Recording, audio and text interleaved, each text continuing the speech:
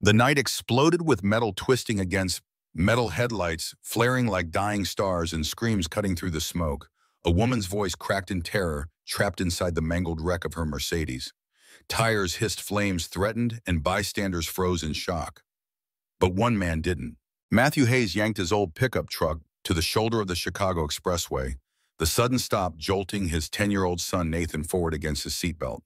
The boy's eyes widened at the overturned luxury car, its silver body crumpled, like discarded aluminum foil flames already licking at its undercarriage. "Stay in the truck, Nathan. Lock the doors. Don't move." "But Dad, do as I say, son, now." The firmness in Matthew's voice brooked no argument. Nathan nodded, his small face a mask of fear as his father sprinted toward the wreckage.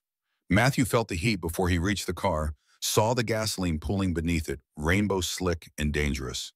The woman inside was barely visible through the smoke-filled interior. Long, dark hair matted with something darker. Still her designer blazer torn and bloody. Bystanders stood filming with their phones, their faces ghoulish in the orange glow of the flames. Matthew shoved past them, his work boots crunching on shattered glass. The driver's side door had been crushed inward, the metal twisted beyond recognition. He wrapped his calloused hands around the window frame and pulled, muscles straining beneath his worn flannel shirt. The metal groaned, refusing to yield. Behind him, the crowd gasped as flames leapt higher from the engine block. Heat scorched Matthew's face, sweat instantly beading on his forehead. The woman inside moaned, her eyes fluttering open for a moment, green eyes wide with terror. "Please," her voice barely a whisper. Something primal took over then. Matthew braced one boot against the car's frame and pulled again, tendons standing out on his neck, a war building in his chest. The door shrieked, then gave way, tearing free with such sudden force that Matthew stumbled backward.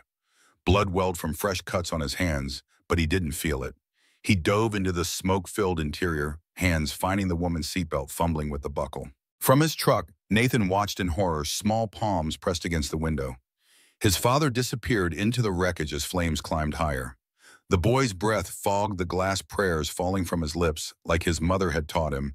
Before she left, prayers he'd stopped believing in until this moment. Inside the car, Matthew worked by feel more than sight. The smoke burned his lungs, the heat seared his skin, but his hands remained steady. The seatbelt finally gave way, and he gathered the semi-conscious woman into his arms. Her head lolled against his chest, blood from her forehead staining his already grimy shirt. Something hard pressed against his ribs, a diamond ring on her finger, the stone catching the firelight. Around her neck, a platinum chain with a pendant shaped like an elegant S. "Gotta get you out now. The car's gonna blow." Matthew backed out of the wreckage, the woman clutched against his chest. Her expensive perfume mingled with the smell of gasoline and burning plastic. He was 10 steps away when the first explosion hit, the concussive force driving him to his knees. Shielding the woman with his body, Matthew felt heat sear his back as the car's gas tank ignited, sending a fireball into the night sky. The crowd scattered, screaming. Only when he was certain the danger had passed did Matthew lower the woman gently to the ground. She was young, early 30s perhaps, with the kind of beauty that spoke of privilege and care. Despite the blood and soot, her features held a quiet dignity that reminded Matthew of carved marble. He stripped off his jacket, folding it beneath her head as a pillow, then checked her pulse, rapid but strong. Sirens wailed in the distance, growing closer. Matthew glanced back at his truck, where Nathan's pale face watched through the window. The boy gave a small, tight wave, relief, visible even from a distance. Matthew turned back to the injured woman, whose eyes had opened again, struggling to focus. "Who?" Her voice a cracked whisper. "Help's coming. Try not to move. You pulled me out." Her fingers weakly clutched at his sleeve, leaving bloody prints on the worn fabric.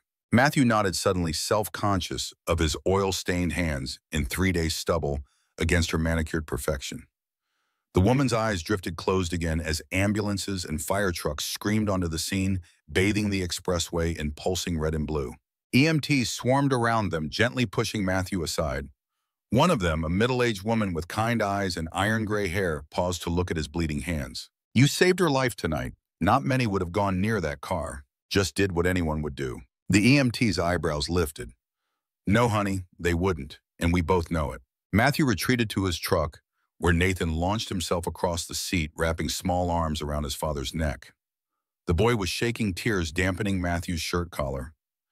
Matthew held his son close, breathing in the familiar scent of drugstore shampoo and the chocolate milk the boy had with dinner.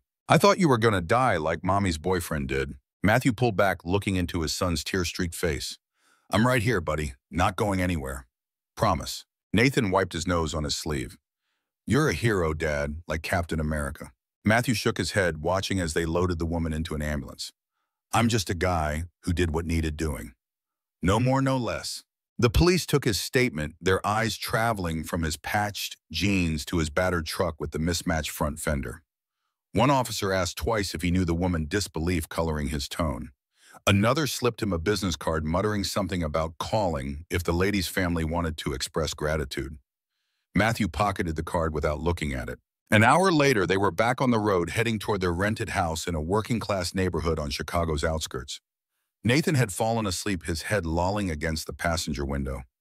Matthew's hands stung where glass had cut them, and his back felt tight where the explosion had singed his shirt. Tomorrow would bring fresh pain. He knew the aftermath of adrenaline was never kind. The dashboard clock read 11:42 p.m. Matthew had to be at Harper's garage by 7, which meant waking at 5:30 to get Nathan to his before-school program. Another day of crawling under cars, troubleshooting engines that other mechanics had given up on.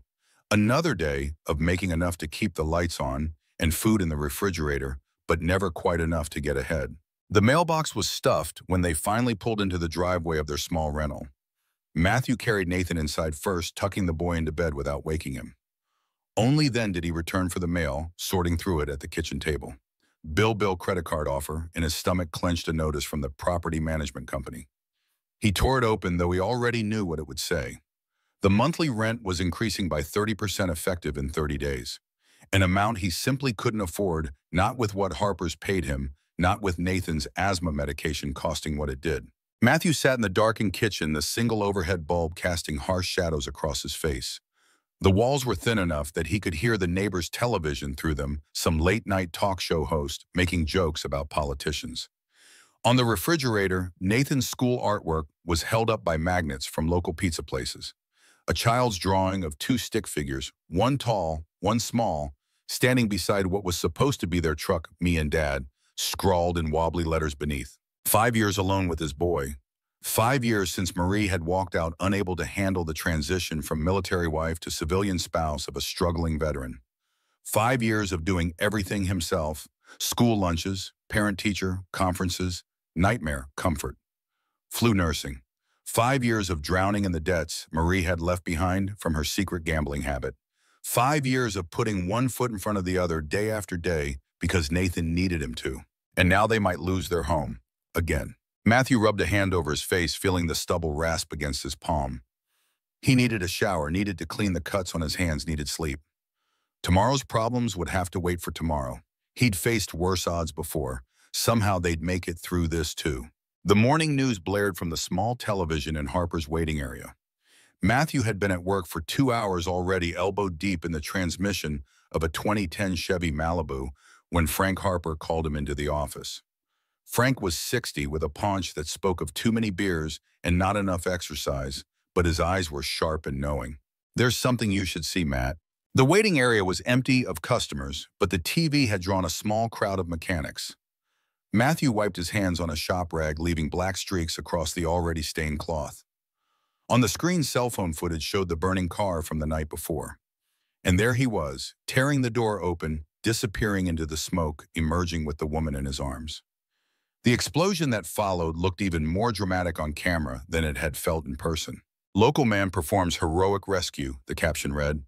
Below it, his name, Matthew Hayes, 37 of Chicago. Hell, Matt, Frank's voice held genuine awe.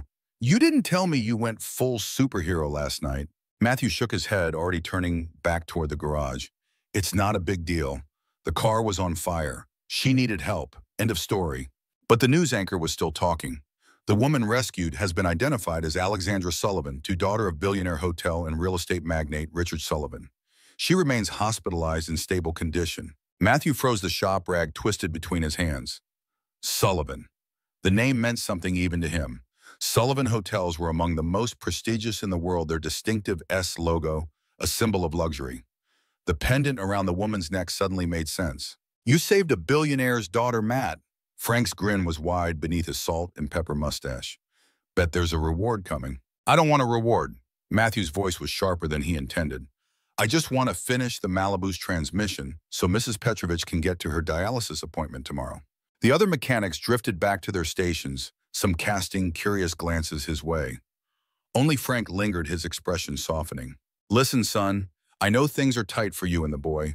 If Sullivan's people come around offering a thank you, there's no shame in accepting it. Matthew turned away back toward the familiar territory of engines and transmissions, of problems that made sense and could be fixed with the right tools and enough patience. I don't need charity, Frank, especially not from people like that. The phone started ringing within the hour. News vans parked outside Harper's by noon. Matthew refused all interviews, keeping his head down, focusing on his work. Frank fielded calls, turning away reporters with increasing irritation. By closing time, social media had turned Matthew into an overnight sensation. Highway hero was trending. Matthew picked up Nathan from after-school care, the boy bubbling with excitement. His classmates had seen his dad on the news. His teacher had called Matthew a everyday hero during morning circle. For the first time, kids who usually ignored Nathan had wanted to sit with him at lunch. You're famous, Dad. Nathan's eyes shone with a pride that made Matthew's chest ache. Does this mean we're going to be rich now? Matthew glanced at the eviction notice sitting on the kitchen counter as they entered the house. No, buddy, that's not how it works. Besides, we don't need money to be happy, right? Nathan's face fell slightly. I guess. But maybe we could get a PlayStation, just a used one. Matthew ruffled his son's hair, pushing down the familiar guilt. We'll see what Santa brings this year, okay? Now, homework before dinner. I'm thinking spaghetti tonight. The next morning brought more reporters, more phone calls. Matthew grew increasingly irritated at the intrusion, the way it disrupted the garage's work. Customers either stayed away, not wanting to deal with the media circus, or came specifically to gawk at the hero mechanic. Neither was good for business. A week after the accident, Matthew was replacing brake pads on a Honda Civic when Frank appeared at his side, uncharacteristically fidgety. There's someone here to see you, Matt, in the office. Matthew didn't look up from the caliper he was reinstalling. Tell whatever reporter it is that I'm still not interested. It's not a reporter. Frank's voice dropped to a near whisper. It's her, the Sullivan woman.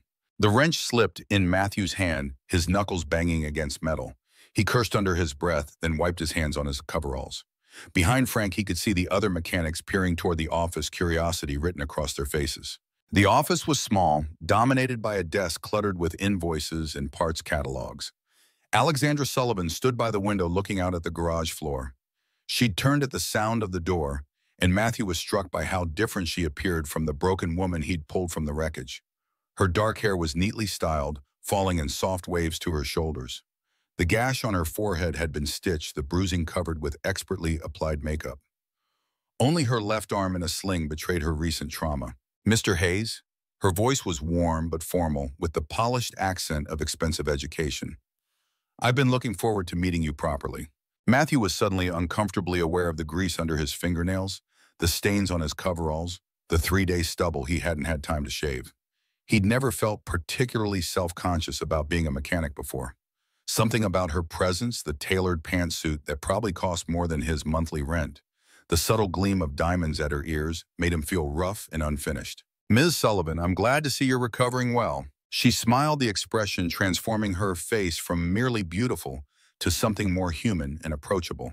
Thanks to you. The doctors say if I'd been in that car even 2 minutes longer, I wouldn't be standing here. Just happened to be in the right place. Anyone would have done the same. Alexandra tilted her head, studying him. That's not what the police report says, or the witnesses, or the burn unit doctor who treated your hands. Matthew glanced down at his hands, the cuts already healing, small burns forming new calluses atop the old. There had been no burn unit, just antiseptic and gauze from his bathroom cabinet after Nathan was asleep. I'm not here to embarrass you, Mr. Hayes. Alexandra moved closer, reaching into an expensive leather handbag. I'm here because I owe you my life, and while I know nothing can repay that, I'd like to trade. She withdrew an envelope, holding it out to him. Matthew didn't take it, his hands remaining stubbornly at his sides. Alexandra's expression flickered with surprise. I don't mean to offend you. She hesitated, the envelope still extended between them. But I understand from some research that you're a single father, that things might be financially challenging. Heat crawled up Matthew's neck, a flush of something between anger and humiliation. Your research is mistaken. My son and I are doing just fine, ma'am. Now, if you'll excuse me, I have cars waiting. He turned toward the door, but her voice stopped him sharper now, with an edge of something that hadn't been there before. Why did you do it then? If not for recognition or reward, you risked your life for a complete stranger. Matthew faced her again, really looking at her for the first time. Behind the polished exterior, he glimpsed something unexpected, a genuine bewilderment, as if his refusal had disrupted some fundamental understanding of how the world worked. Because it was the right thing to do. Because I'd want someone to do the same if it were my son in that car. Because human life isn't a transaction, Ms. Sullivan. It's not something you put a price tag on afterward. Her green eyes widened slightly, the envelope lowering to her side.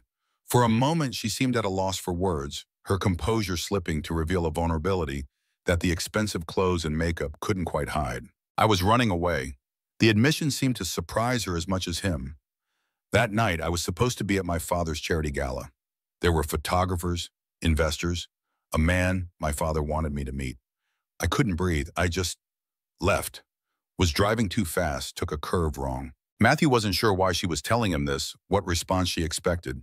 He settled on honesty. We all run sometimes. It's what we do afterward that counts. Something shifted in her expression, then a recognition perhaps or a reassessment. She tucked the envelope back into her handbag with a small nod. I'd like to try again, Mr. Hayes, not with money. Perhaps.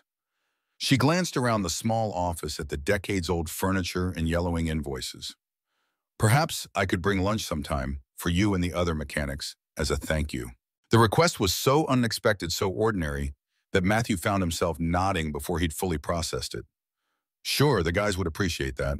A real smile this time, not the polished one she'd worn earlier. Tomorrow then, around noon. After she'd gone, Frank cornered Matthew by the tool cabinet, his expression hovering between impressed and concerned. You turned down Sullivan money.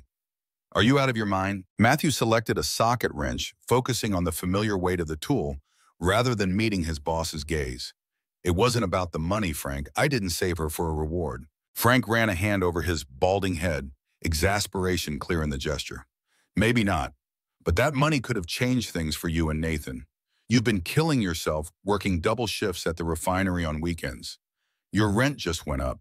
Your truck's held together with hope and duct tape. The truth of Frank's words stung more than Matthew wanted to admit. The rental increase notice sat on his kitchen counter like a ticking bomb. Nathan needed new shoes for school. The truck's transmission was making ominous sounds. But accepting money for saving a life felt wrong on a bone-deep level he couldn't fully articulate. I've got my reasons, Frank. Let's leave it at that.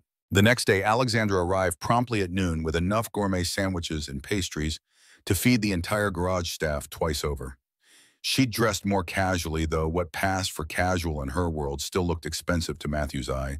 In dark jeans and a simple blouse, her injured arm still in its sling. The mechanics were awkward at first, unused to having someone like Alexandra Sullivan in their space. But she sat on a stack of tires eating a sandwich and asking surprisingly knowledgeable questions about the cars they were working on, and gradually the atmosphere relaxed. Nathan arrived after school, his backpack slung over one narrow shoulder, stopping short at the sight of Alexandra. Matthew made the introductions, watching as his normally shy son became animated, showing Alexandra his science project photos on Matthew's battered phone. Alexandra listened with genuine interest, asking questions that made Nathan beam with pride. She came back the following day and the next. Each visit she brought something different. Pastries from a famous bakery, coffee from an expensive shop once, even a box of specialized tools that the garage had been making do without. Each gift carefully chosen to be useful rather than ostentatious, to be for everyone, rather than singling Matthew out. It was harder to refuse when she framed it that way. After the fourth visit, as Alexandra was leaving, Matthew walked her to her car, a much more modest sedan than the Mercedes that had been destroyed in the accident. Why do you keep coming back? He hadn't meant to ask so bluntly, but the question had been nagging at him. Alexandra considered him for a moment, her head tilted, in that now familiar way. Because you're the first person in years who see me as just a human being, not a Sullivan.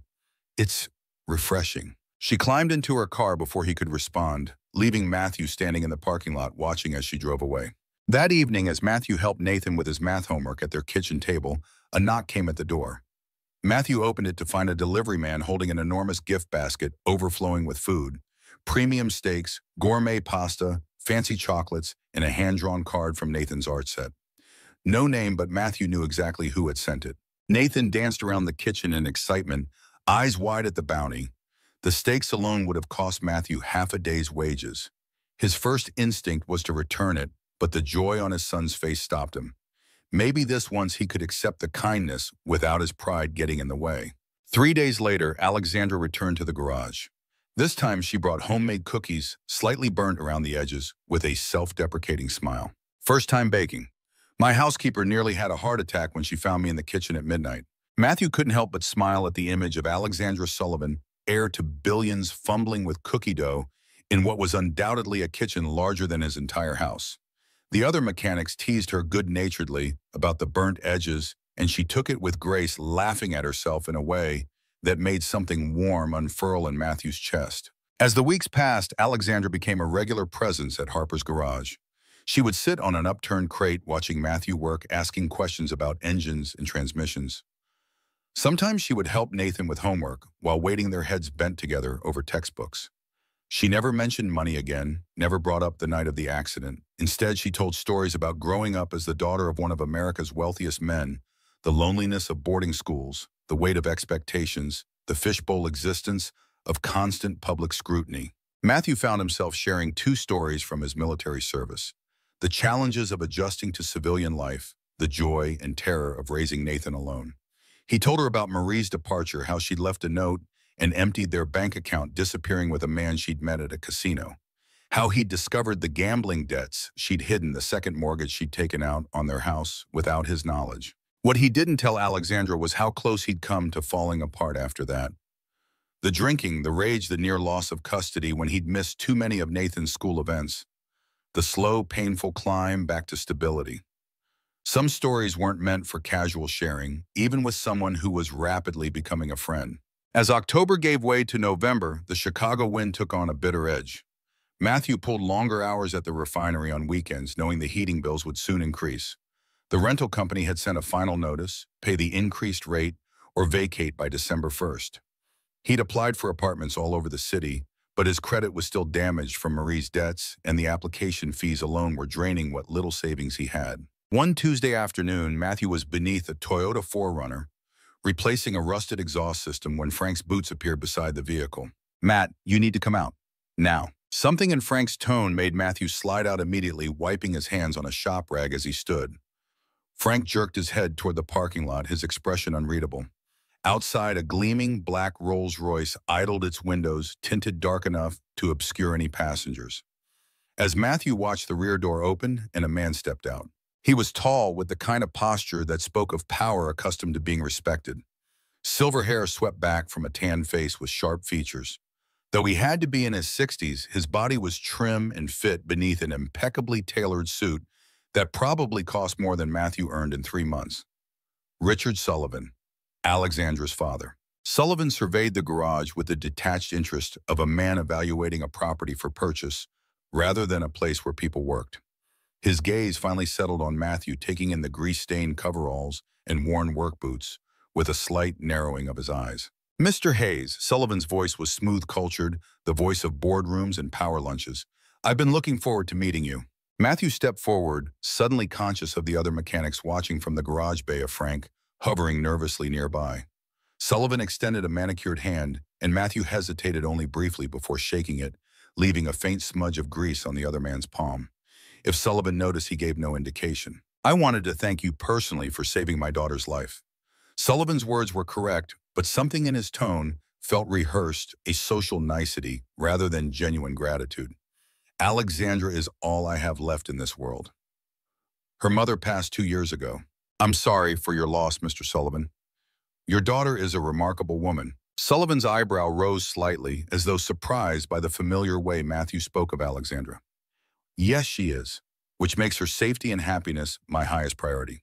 The implication hung in the air between them, unspoken but clear. Sullivan reached into his suit jacket and withdrew an envelope thicker than the one Alexandra had offered. "I understand you refused my daughter's gesture of gratitude. A man of principle, I respect that, Mr. Hayes. But principles won't keep a roof over your head or food on your son's table." Matthew stiffened, his hands clenching at his sides. "You've been investigating me." Sullivan smiled, the expression not reaching his eyes.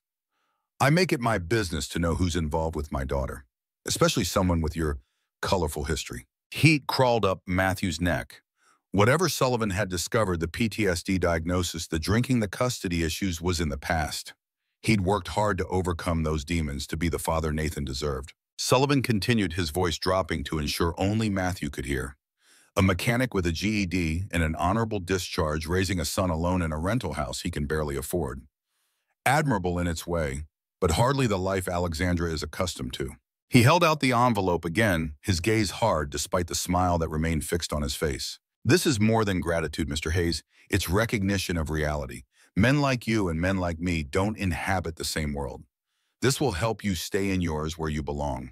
The insult was delivered with such casual confidence that it took Matthew's breath for a moment.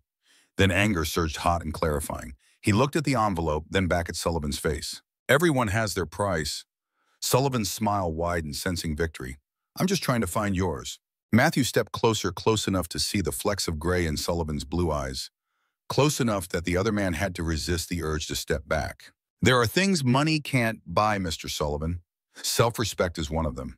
Keep your money. Sullivan's smile faded, his expression hardening into something colder, more dangerous. You're making a mistake, Hayes, one you can't afford. Matthew held his ground, meeting the billionaire's stare without flinching.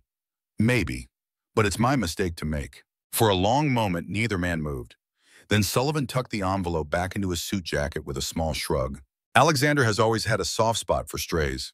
It's a phase that will pass, as they always do. When it does, you'll regret not taking what was offered. He turned and walked back to the waiting Rolls-Royce, his posture rigid with controlled anger. Before getting in, he paused, looking back at Matthew with an expression of calculated assessment. You saved her once, Mr. Hayes, but understand this, I've been saving her every day of her life. From people exactly like you. The car door closed with a soft, expensive thunk. Matthew stood motionless as the Rolls-Royce glided out of the parking lot, its engine a soft purr of perfect mechanical engineering. Only when it had disappeared from view did he become aware of Frank and the others watching him, their expressions a mixture of awe and concern. What did Sullivan want? Frank's voice seemed to come from a distance. Matthew turned, heading back into the garage, back to the waiting Toyota with its rusted exhaust system. A problem he could solve, unlike the knot of anger and humiliation burning in his gut. To put me in my place. The next morning, Matthew dropped Nathan at school, then headed to Harper's as usual. The familiar routine should have been comforting oil changes, brake jobs, the diagnostic puzzle of a Subaru with a mysterious knocking engine. But Sullivan's words echoed in his mind, casting a shadow over the work he'd always taken pride in. At noon, Alexandra arrived, as she had nearly every day for the past 3 weeks. She brought Cuban sandwiches from a place downtown, her smile bright as she greeted the mechanics. Matthew kept his distance, focusing on the Subaru's engine, responding with one-word answers when she spoke to him. Eventually, she cornered him by the parts cabinet, her green eyes concerned. Have I done something wrong? Matthew wiped his hands on a shop rag, not meeting her gaze. Your father came by yesterday. Her face fell, understanding immediately. I'm so sorry. Whatever he said, he made things perfectly clear. Matthew's voice came out harder than he intended. Whatever this is between us, it isn't real. It can't be. We come from different worlds, Alexandra. That's not true. Her injured arm was out of its sling now, and she reached for his hand. Matthew stepped back, maintaining the distance between them. Isn't it? Tell me, before the accident, would you have ever set foot in a place like this? Would you have noticed someone like me if I hadn't pulled you from that car? Alexandra flinched as if he'd struck her. That's not fair. I'm here because I want to be, not out of obligation or curiosity or whatever you're implying. Are you? Matthew pushed anger and hurt, making him reckless. Or am I just your latest rebellion against Daddy? The rough mechanic with dirty hands, I bet that really gets under his skin. The moment the words left his mouth, Matthew regretted them. Alexandra's face went blank, the openness he'd grown to appreciate shuddering behind a mask of dignified hurt. I thought you were different, that you saw me not just the Sullivan name and fortune. I guess we were both wrong. She left without another word, the Cuban sandwiches still in their takeout containers on Frank's desk. Matthew watched her go, telling himself it was for the best. A clean break now before Nathan got any more attached. Before he got any more attached. Frank found him later elbow deep in the Subaru's engine, working with the focused intensity of someone avoiding their thoughts. You want to tell me what that was about with the Sullivan girl? Matthew didn't look up from the spark plug he was replacing. Nothing to tell. Her father made it clear I should stay away. I'm just following instructions. Frank leaned against the car, arms folded across his chest. Since when do you follow anyone's instructions? Matt Military broke you of that habit pretty quick, as I recall. Matthew straightened, meeting his boss's knowing gaze. It's complicated, Frank. Usually is when a man starts caring about a woman he thinks is out of his league. It's not like that. She's grateful, that's all. Once the novelty wears off, she'll move on to the next charity case. Frank's eyebrows rose. That what you think you are to her? A charity case. The question hit too close to the fear lurking beneath Matthew's anger. He turned back to the engine, focusing on the familiar task to avoid answering. Frank sighed, pushing away from the car. Well, whatever it is or isn't, you'd better sort it out quick. You've got bigger problems. Matthew looked up sharply. What do you mean? Frank's expression was grim, his usual good humor nowhere to be found. Got a call from corporate this morning. They're cutting staff at all the locations. Last hired, first fired. The implication was clear. Matthew had been at Harper's for less than 2 years, one of the newer mechanics despite his experience. I'm sorry, Matt. Frank's voice was heavy with genuine regret. I fought for you, but the decision's above my pay grade. You've got until the end of the month. Matthew's hands tightened on the wrench he was holding, knuckles white with strain. Corporate decision. Just a coincidence it came the day after Sullivan's visit. Frank didn't answer, but his expression said everything Matthew needed to know. After a moment, the older man reached into his pocket and pulled out an envelope, holding it out with obvious reluctance. Your last paycheck plus 2 weeks severance. It's the best I could do. Matthew took the envelope, the paper thin between his fingers. Not enough for the increased rent. Not enough to secure a new apartment with his damaged credit. Not enough to keep Nathan in the stability he'd fought so hard to provide. I'll put the word out to some other shops. Frank's voice seemed to come from a distance. Someone's bound to need a mechanic with your skills. But Matthew knew better. Richard Sullivan's reach was long in Chicago business circles. If he wanted to make a point, closing one door wouldn't be enough. The drive to pick up Nathan from school was a blur. Matthew's thoughts circling like vultures. The severance pay, the rent increase, the dwindling savings account, the credit card already near its limit. Nathan needed new winter boots. His asthma medication was due for a refill. Christmas was coming, and the boy had his heart set on a PlayStation. Nathan climbed into the truck, immediately sensing something was wrong, despite Matthew's attempt at normalcy. The boy was perceptive, that way too used to reading his father's moods from the years when Matthew's PTSD had been at its worst. What's wrong, Dad? Did something happen at work? Matthew forced a smile, reaching over to ruffle his son's hair. Just a change of plans, buddy. I'm going to be looking for a new job. Harper's is making some cuts. Nathan's face fell, his small shoulders slumping beneath his too large backpack. Is it because of me? Because of my asthma medicine costing so much? The question pierced Matthew's heart. No, buddy, absolutely not. It's just business stuff. Nothing for you to worry about. Is Alexandra going to help us? Nathan's voice was small, hopeful. She likes us. I know she does. Matthew's grip tightened on the steering wheel. Alexandra has her own life, Nathan. She was just being nice because of what happened. Nathan looked unconvinced, his young face too serious for a 10-year-old. She doesn't act like she's just being nice. She acts like she's our friend. Matthew had no answer for that. Instead, he changed the subject, asking about Nathan's day at school, forcing enthusiasm he didn't feel. By the time they reached home, Nathan was chattering about his science project again, momentarily distracted from the adult problems weighing on his father. The mailbox held another notice from the rental company, this one with final warning stamped in red across the top. Matthew stuffed it into his pocket before Nathan could see it, pasting on a smile as they headed inside. That night, after Nathan was asleep, Matthew sat at the kitchen table with bills spread before him like a losing hand of cards. The math was unforgiving. Even if he found a new job, immediately the gap between income and expenses was widening beyond his ability to bridge it. They would have to move, but with his credit history and now unemployment, finding a new place would be nearly impossible. The homeless shelter was looking increasingly like their only option. A soft knock at the door startled him from his calculations. Matthew glanced at the clock, 10:45 p.m., far too late for casual visitors. He moved quietly to the door, not wanting to wake Nathan. Through the peephole, he saw Alexandra Sullivan, her expression tight with worry. Matthew hesitated, then opened the door. Alexandra stood on his doorstep in jeans and a simple sweater, her hair pulled back in a ponytail.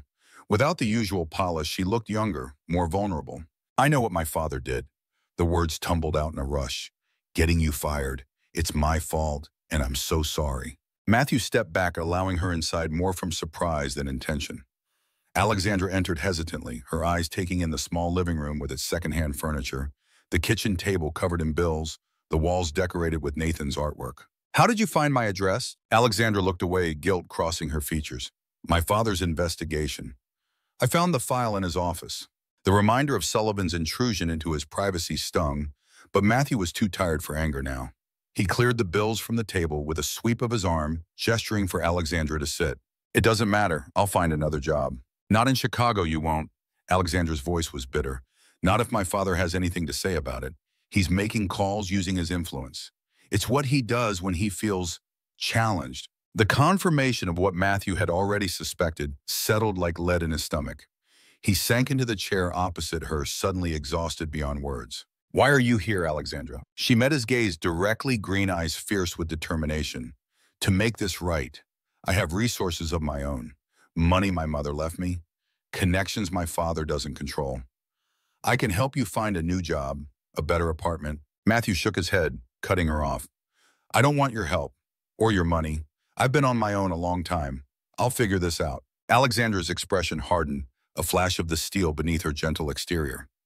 My father is trying to ruin your life because of me, because he thinks you're beneath us. Are you really going to let your pride hurt your son? The question hit with the precision of a sniper's bullet, finding the one vulnerable spot in Matthew's armor. Nathan. Everything he did, every sacrifice was for his boy. Could he really put his pride above his son's welfare? Alexandra seemed to sense his wavering resolve. She reached across the table, her hand covering his. I'm not offering charity, Matthew. I'm offering friendship.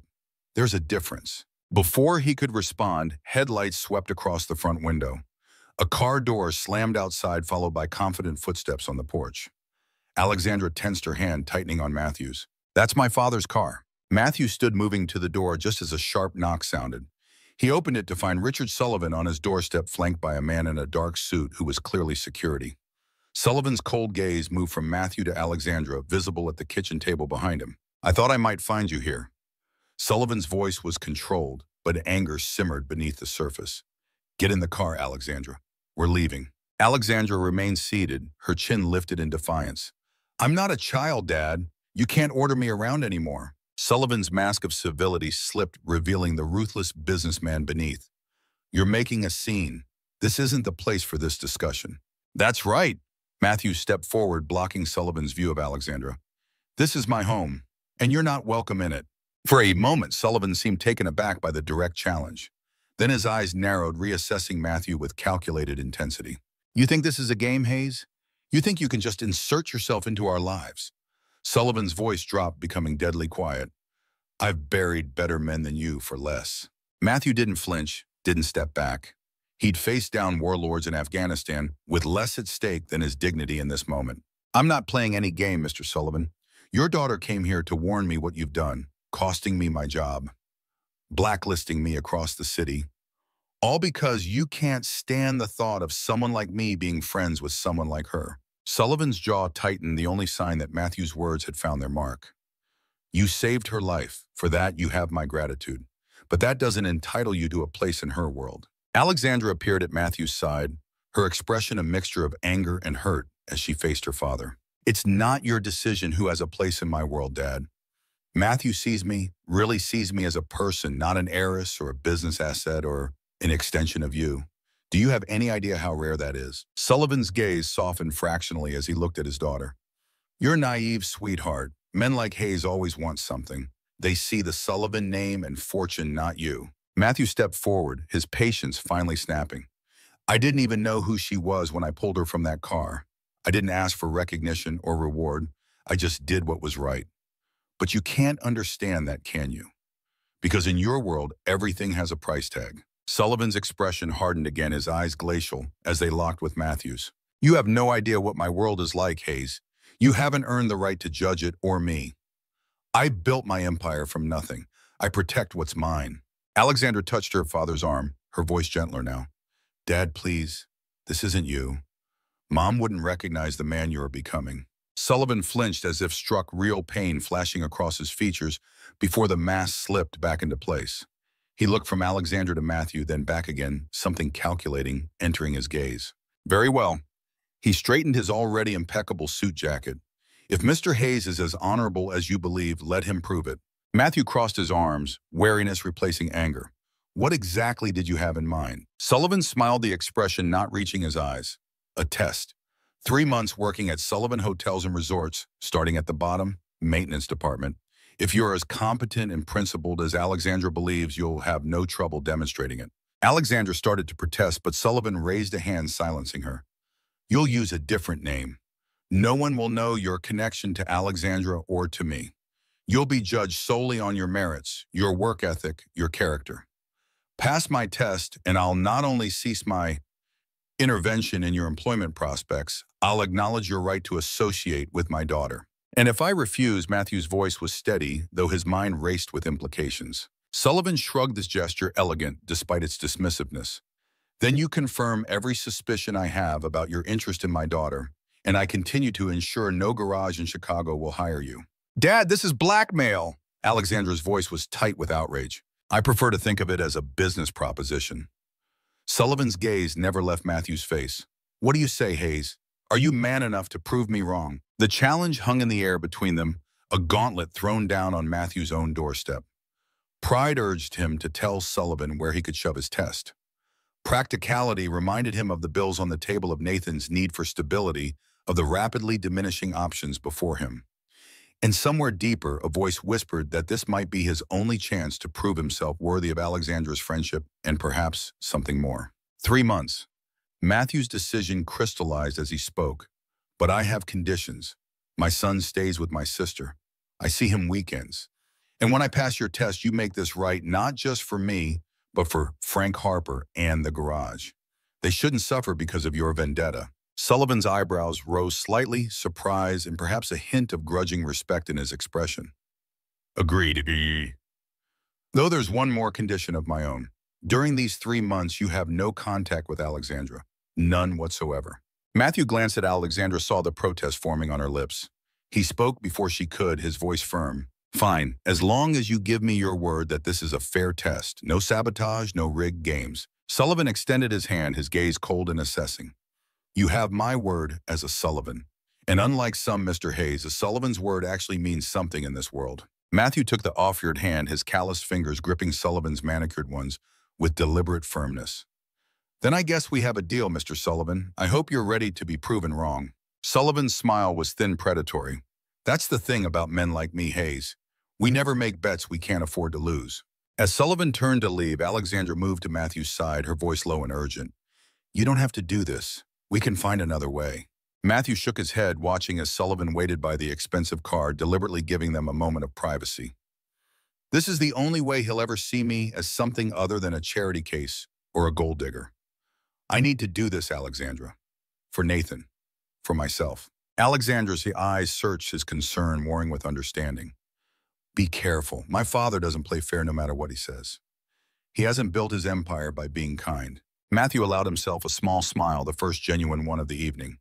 I've survived worse than your father, Alexandra. Much worse. Alexandra hesitated, then reached up to touch his cheek briefly, the gesture startling in its tenderness.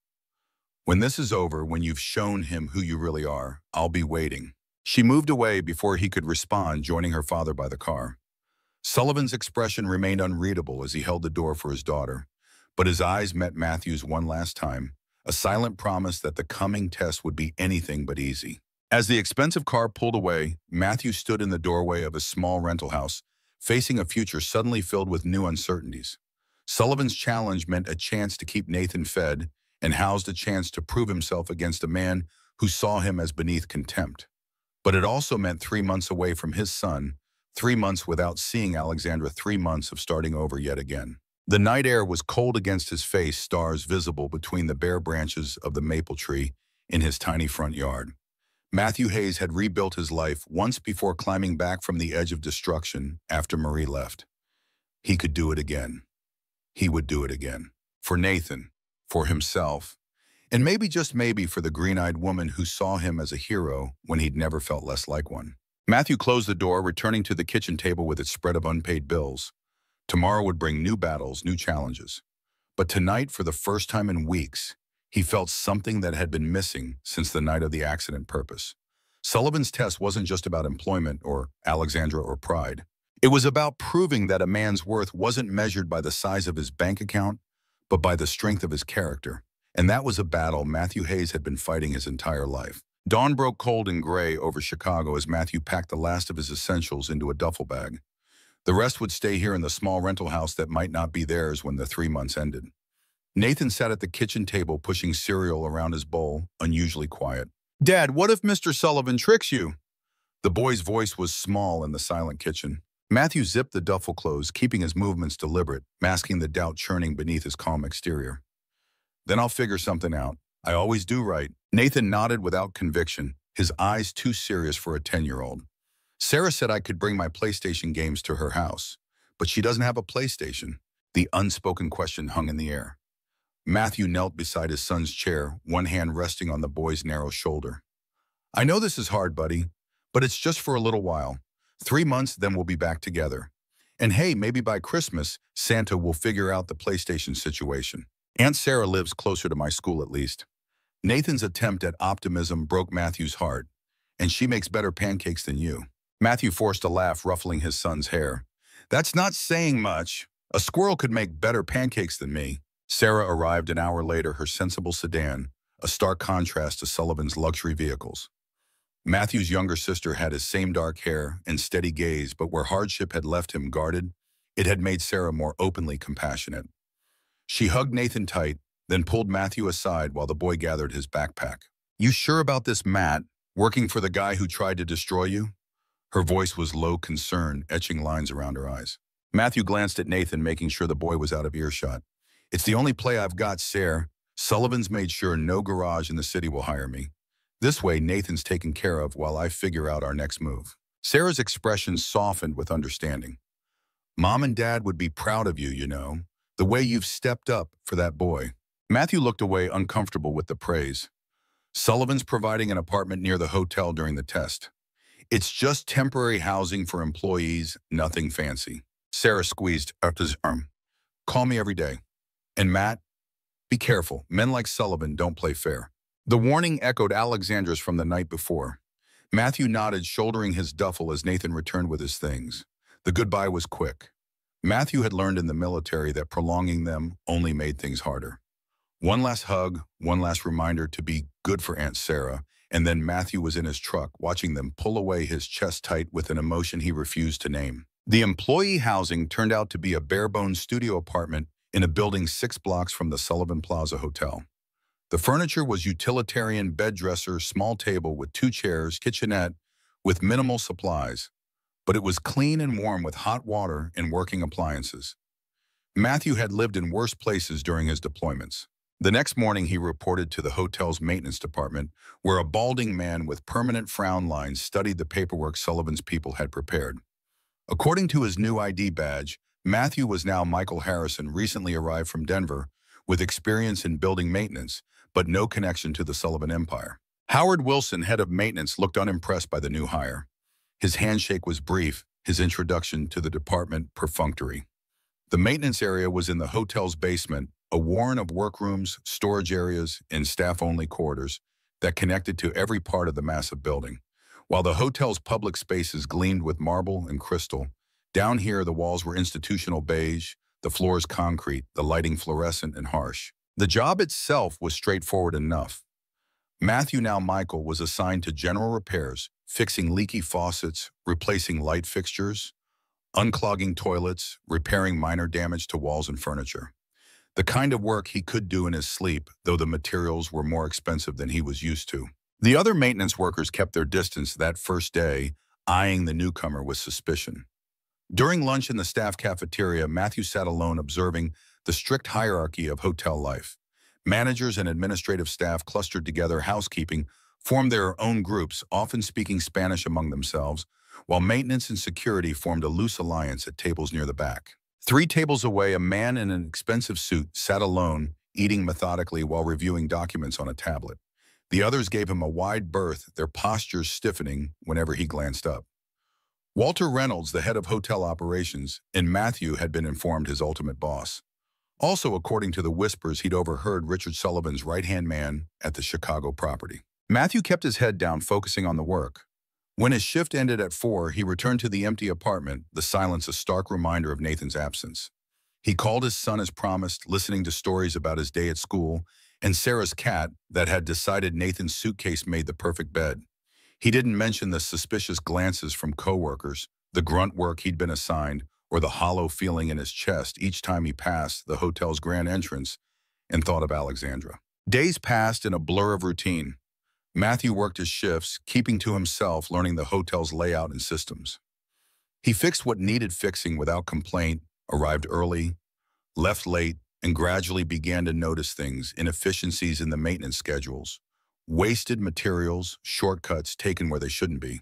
By the end of his second week, he'd earned a grudging respect from some coworkers, particularly an older maintenance worker named Hector, who'd been with the hotel for 30 years. Hector had spotted Matthew improvising a repair on an antique desk lamp that would have cost thousands to replace, using techniques that spoke of experience beyond basic maintenance. "You military," Hector's question came as they worked together on replacing ceiling tiles damaged by a water leak. Matthew tensed, then remembered his cover story. "Yeah, Army. 2 tours in Afghanistan." "Thought so." Hector's weathered face creased in a knowing smile. "Got the look. My son did 4 years Marines. Gets that same expression when the fire alarms test." The simple recognition created a bridge. Hector began to include Matthew in conversations, introducing him to other staff members, sharing the unwritten rules of Sullivan Hotel operations. Through him, Matthew learned about Walter Reynolds' obsession with cutting costs, the pressure from corporate to increase profits year over year, and most interestingly, the frequent visits from Richard Sullivan himself, who kept a penthouse suite permanently reserved for his use. It was during his third week that Matthew encountered his first real test. He'd been assigned to repair some damage to a wall in one of the luxury suites, a simple patch and paint job. As he worked, he overheard an argument in the connecting room between Walter Reynolds and the head of hotel security. "The fire system inspections are flagging too many issues." Reynolds' voice was sharp with irritation. "Sullivan's coming for the quarterly review next week. I don't want any red flags." The security chief's response was lower concerned. "These aren't cosmetic problems, Walter. The sprinkler system on floors 15 through 18 isn't up to code. The pressure's too low. If there's a fire, we'll address it after the review." Reynolds cut him off. "Sullivan wants profit margins up 10%, not reports about expensive infrastructure upgrades. Delay the inspection report." The conversation shifted to other matters, but Matthew had heard enough. The implications were clear and dangerous. 4 floors of the hotel had compromised fire suppression systems, and management was deliberately concealing the problem. If a fire broke out, lives could be lost. That night, Matthew lay awake in his sparse apartment, weighing his options. Reporting the issue directly would reveal he'd been eavesdropping and likely get him fired before Sullivan's test was complete. Ignoring it could mean putting hotel guests at risk. The ethical choice was clear, but the execution complicated. The next morning, he arrived an hour early for his shift and headed straight for the fire control room. Using the maintenance keys he'd been issued, Matthew ran his own inspection of the sprinkler system, methodically documenting the pressure readings for each floor. The security chief had been right. Floors 15 through 18 showed dangerously low pressure, well below code requirements. Armed with this information, Matthew created a maintenance request form, citing an unrelated issue: water pressure fluctuations affecting guest room showers on the upper floors.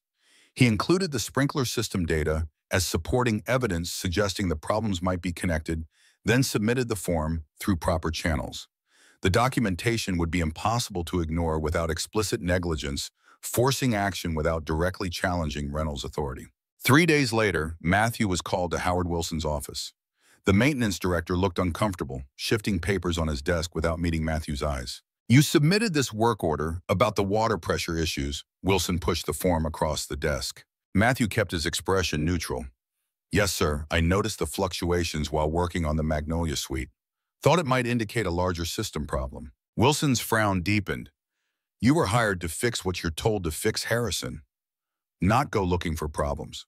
Matthew leaned forward slightly. "With respect, sir, if those pressure readings are accurate, it's not just about guest comfort. It affects the fire suppression systems too." Wilson flinched, glancing toward the closed door as if afraid someone might be listening. "That's not your concern." "Actually, sir, it is." Matthew held the older man's gaze. If there's a fire and those sprinklers fail, people could die.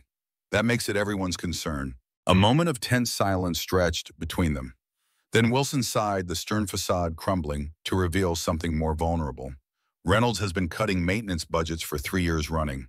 The fixes needed are expensive. Corporate keeps demanding higher profits, fewer expenses. Matthew recognized the dilemma of a man caught between safety and job security. So we work around it, document everything, create a paper trail no one can ignore. Wilson studied him with new interest. You're not what I expected when Reynolds said we were getting a new guy. The comment hung in the air, loaded with implication.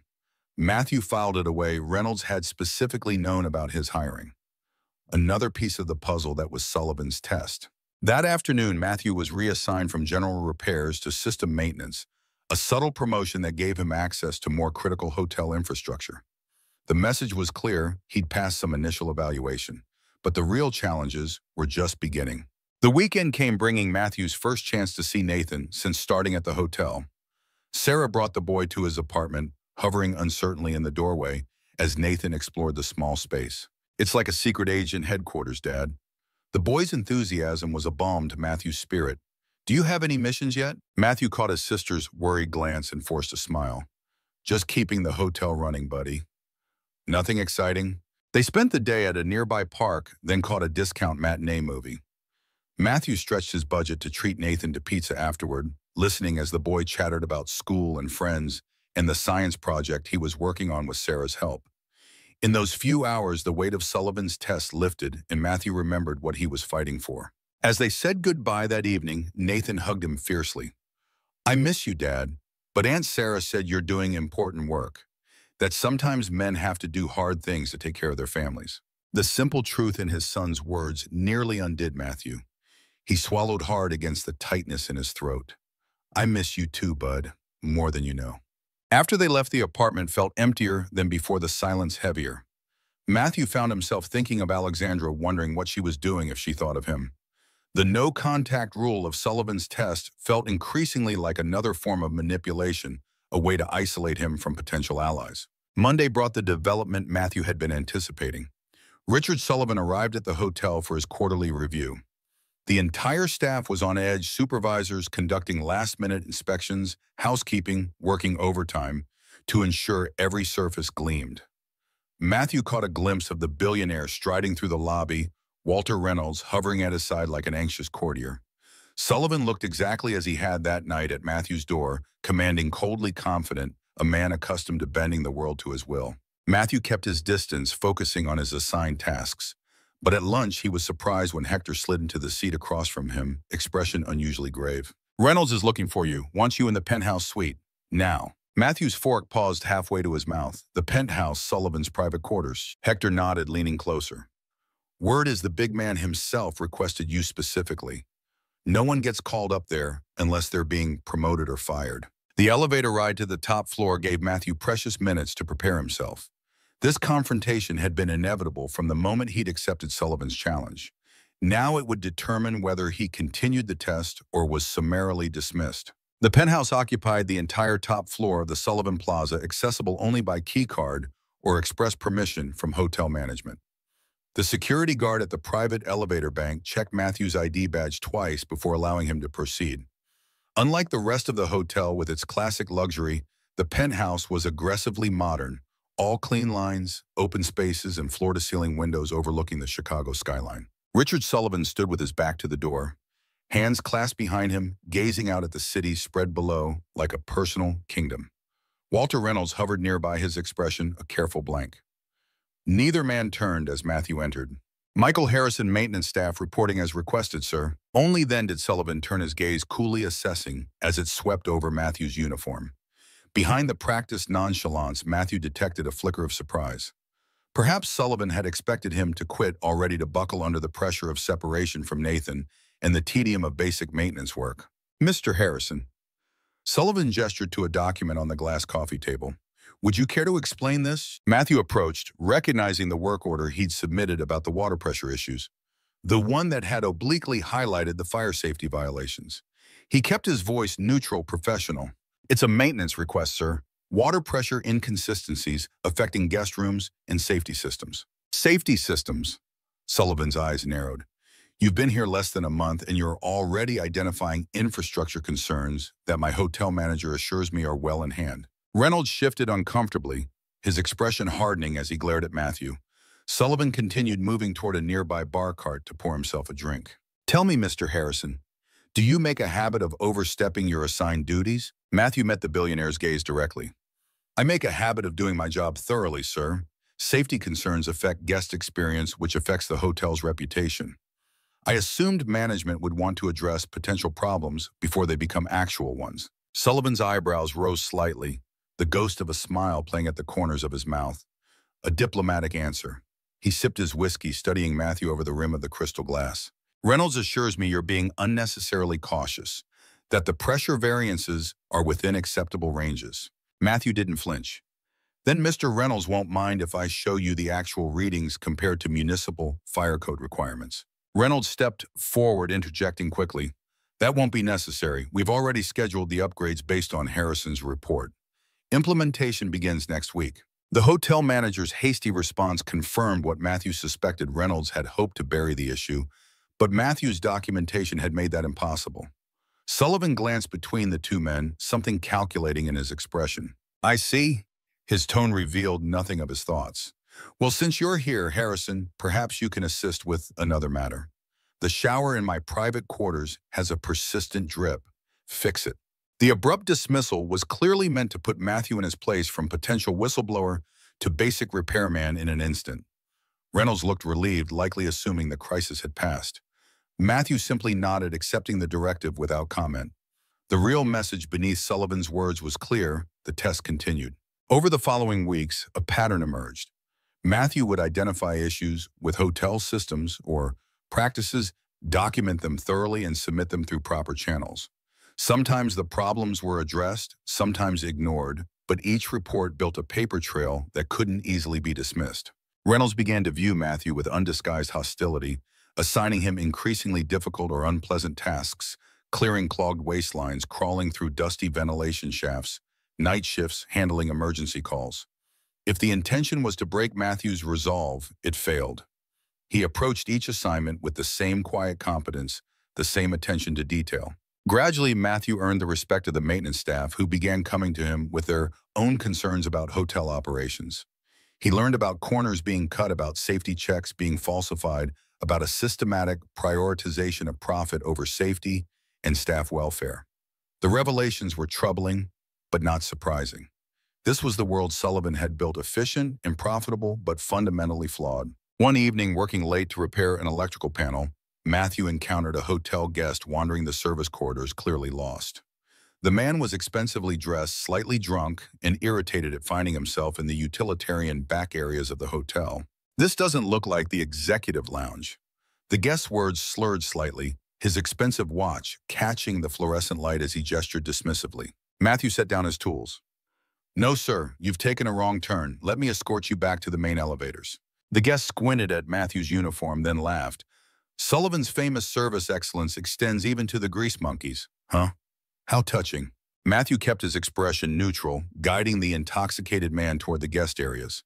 The guest continued, warming to his topic. You know what they say about old Richard, right? Sullivan hotels, where the sheets are Egyptian cotton and the employee contracts are toilet paper. The man chuckled at his own wit. Worked with him on the Denver acquisition. Brilliant businessman, absolute shark. Wouldn't want to be on his bad side. Matthew said nothing, maintaining professional courtesy as they reached the main corridor. The guest paused before heading toward the lounge, studying Matthew with sudden drunken intensity. Word of advice, maintenance man. If Sullivan ever offers you a test, fail it. Those who pass just get harder tests until they break anyway. The encounter lingered in Matthew's mind long after his shift ended. Back in his apartment, he reviewed what he'd learned about Sullivan's operation during his weeks at the hotel. The systemic issues, the culture of fear Reynolds cultivated, the constant pressure to increase profits while cutting costs. Yet guests experienced only luxury and efficiency, the machinery of exploitation hidden behind marble facades and impeccable service. Matthew's phone rang, interrupting his thoughts. Sarah's name flashed on the screen. Nathan's had an asthma attack. Her voice was tight with controlled fear. We're at Chicago Memorial. It's bad, Matt. Worse than the one last year. The world narrowed to a pinpoint of dread. Matthew was already grabbing his keys, heading for the door. "I'm on my way." The hospital's emergency room was bright and chaotic, a stark contrast to the ordered luxury of the Sullivan Plaza. Matthew found Sarah in a waiting area, her face drawn with worry. Nathan had been taken for treatment, she explained. The doctors were working to stabilize his breathing. They needed family medical history, insurance information, details Matthew had always handled. Hours passed in the sterile waiting room. Matthew paced, answered doctors' questions, filled out forms, his mind replaying every previous asthma attack Nathan had experienced. Each time had been frightening, but this was different. The doctor's expression had been grave when discussing the severity, the potential need for more aggressive treatment if Nathan's condition didn't improve. Past midnight, a nurse finally led Matthew to Nathan's bedside. The boy looked impossibly small beneath the hospital blankets, an oxygen mask covering his face, monitors beeping steadily beside him. His eyes fluttered open when Matthew took his hand. "Hey, buddy." Matthew fought to keep his voice steady to project confidence he didn't feel. "You gave us quite a scare." Nathan's fingers tightened weakly around his. "Sorry, Dad. I tried to use my inhaler like you showed me, but it wasn't helping." "You did everything right." Matthew smoothed the boy's hair back from his forehead. "The doctors are taking good care of you. You'll be feeling better soon." The doctor had been less optimistic during their brief conversation in the hallway. Nathan's condition was stabilized but serious. He would need to remain hospitalized for at least 3 days, possibly longer. And there was the matter of the bill. Even with Matthew's basic insurance, the cost would be substantial. Costs he couldn't afford, especially not with the precarious employment situation Sullivan's test had created. Sarah appeared in the doorway, her expression softening at the sight of father and son together. "A nurse wants to check his vitals. And there's someone here to see you, Matt, in the waiting room." Matthew frowned, reluctant to leave Nathan's side. "Who knows I'm here?" Sarah shook her head, equally confused. "Some lawyer type. Says it's important." In the waiting area, a woman in a tailored suit stood as Matthew approached. She was in her 40s, with sharp eyes and the composed manner of someone accustomed to delivering difficult news. "Mr. Hayes, thank you for speaking with me. I represent the Sullivan family." Matthew tensed, instantly wary. "How did you find me here?" The woman's expression remained professionally neutral. "Ms. Sullivan was concerned about your son. She asked me to check local hospitals when you couldn't be reached at your apartment." Alexandra. The mention of her name sent a complicated surge of emotions through Matthew. She'd been monitoring him despite Sullivan's no-contact rule. The thought was both comforting and unsettling. The lawyer continued, her tone matter of fact. "I've been authorized to handle all medical expenses for your son. The Sullivan family has arrangements with this hospital. Nathan will receive the best possible care in a private room with specialists if needed." Matthew's pride warred with practicality. Nathan needed the care. He couldn't afford it. But accepting Sullivan money felt dangerously like conceding defeat. "This isn't about Mr. Sullivan's test." The lawyer seemed to read his hesitation. "Ms. Sullivan was quite insistent. She considers it her personal obligation given the circumstances that led to your current situation." Matthew ran a hand through his hair, exhaustion and worry making it hard to think clearly. "Tell Alexandra thank you. But make it clear this doesn't change anything about the agreement with her father." The lawyer nodded, satisfied with the response. "There's one more thing. Mr. Sullivan is aware of the situation. He's authorized a leave of absence from your hotel duties until your son is recovered. Your position will be held for you." Matthew studied the woman, trying to decipher Sullivan's angle in this unexpected gesture. "Is this part of the test too?" For the first time, the lawyer's professional mask slipped, revealing a hint of genuine emotion. "Mr. Sullivan lost his wife 2 years ago after a prolonged illness. He was at her bedside throughout. Whatever else you may think of him, Mr. Hayes, he understands what it means to watch someone you love suffer." The insight into Sullivan's personal tragedy cast the man's actions in a new light, not justifying his methods perhaps, but explaining some of the ruthless protectiveness he displayed toward Alexandra.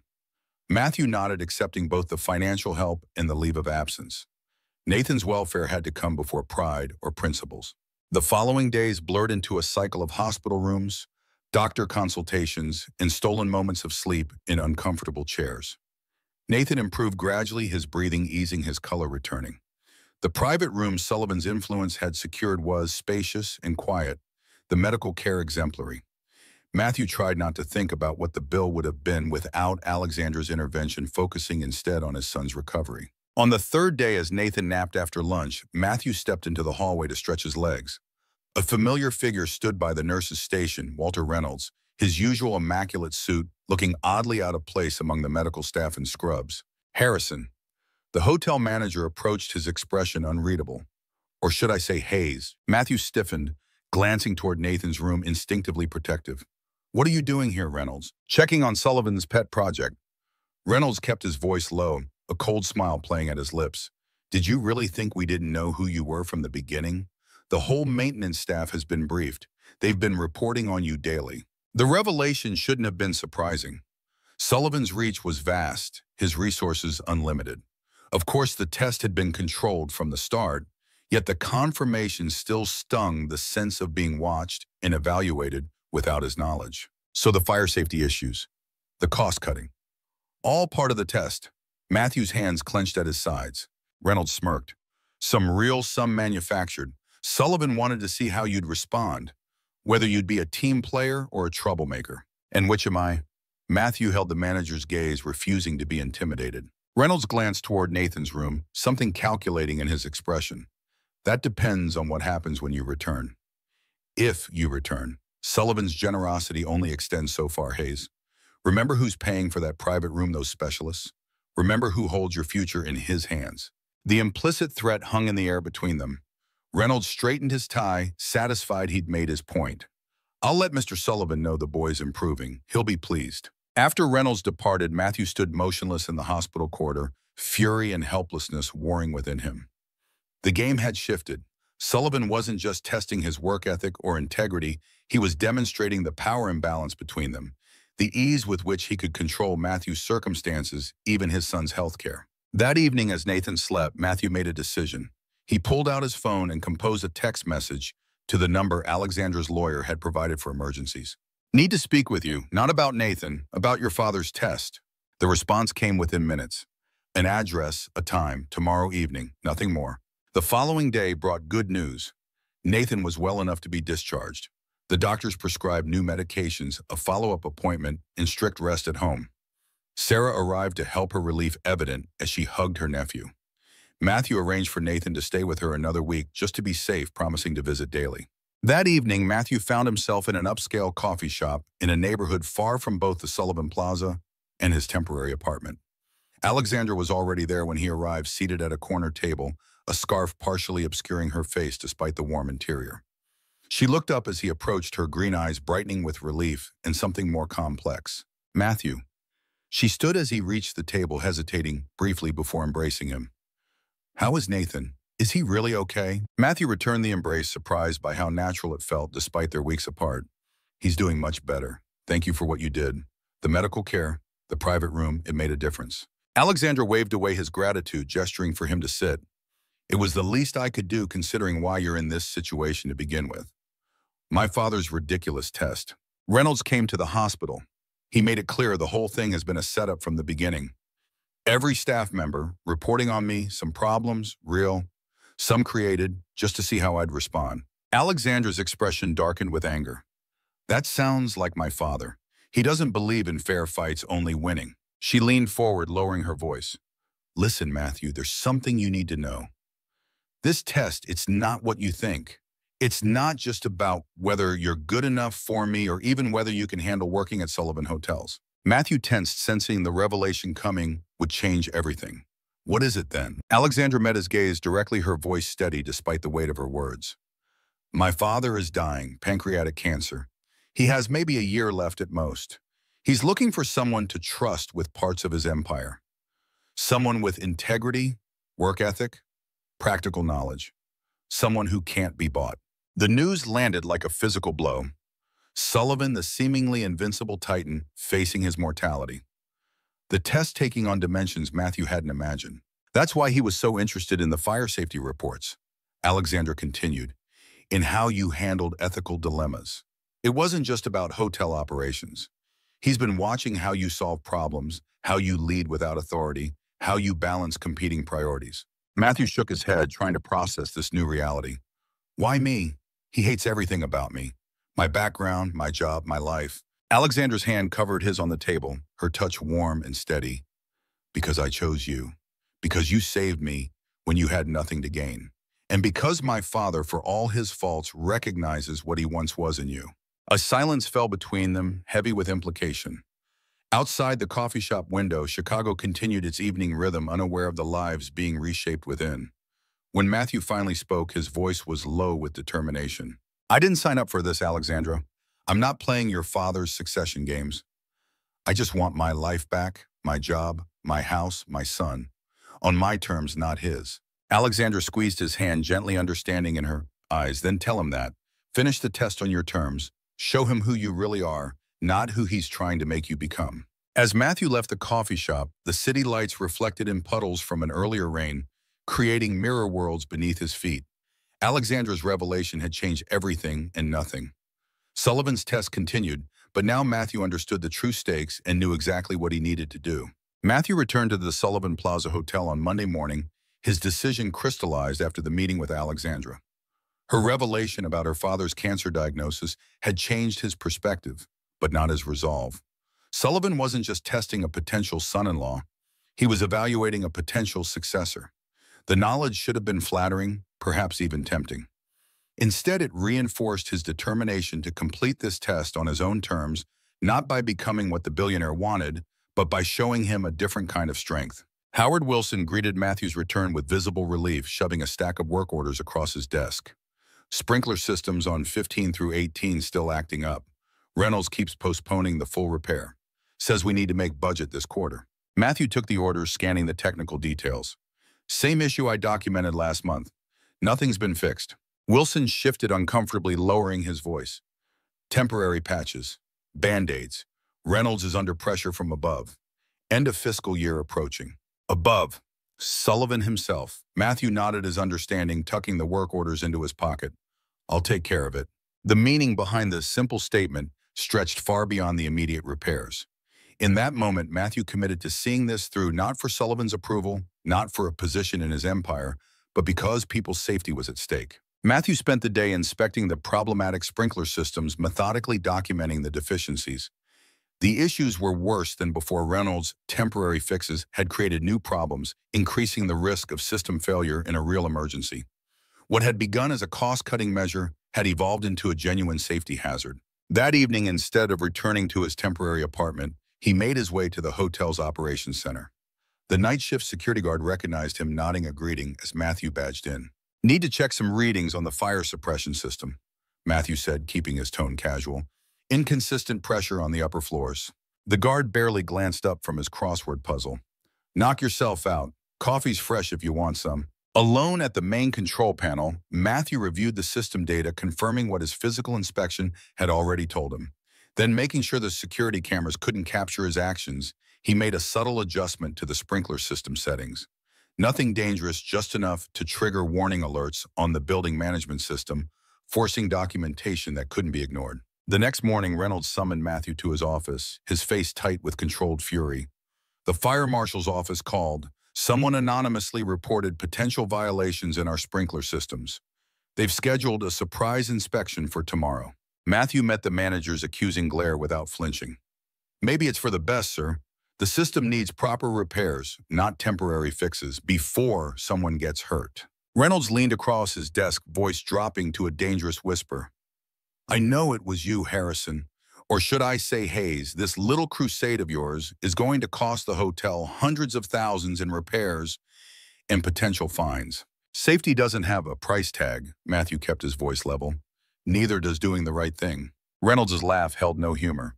Spare me the Boy Scout routine. Sullivan might be impressed with your moral stand, but I see right through it. You're playing a game you don't understand. The warning hung in the air between them. Matthew stood his ground, refusing to be intimidated. Reynolds finally waved a dismissive hand toward the door. Get out and stay available. When Sullivan hears about this inspection, he'll want answers. Just before the end of his shift, Matthew received a text message from an unknown number, penthouse now. The express elevator ride to the top floor seemed shorter than before. This time, Matthew knew what awaited him, not just Richard Sullivan's cold assessment, but a confrontation that would determine his future. The penthouse was silent when Matthew entered, the floor-to-ceiling windows framing a spectacular sunset over Chicago. Sullivan stood in the center of the vast living area, looking smaller, somehow, less imposing than in previous encounters. Whether it was knowing about his illness or simply Matthew's evolving perspective, the billionaire seemed more human now, more vulnerable despite his power. You've created quite a situation, Hayes. Sullivan didn't turn as Matthew approached, his gaze fixed on the city spread below them. The fire marshal, the inspection, the potential violations. Matthew stopped several feet away. The sprinkler system on 4 floors is compromised. It's a serious safety issue that's been ignored for months. Sullivan turned then, studying Matthew with an intensity that seemed to strip away pretenses. And you took it upon yourself to force action against direct orders from hotel management. Yes, sir, I did. Why? Sullivan's question was deceptively simple.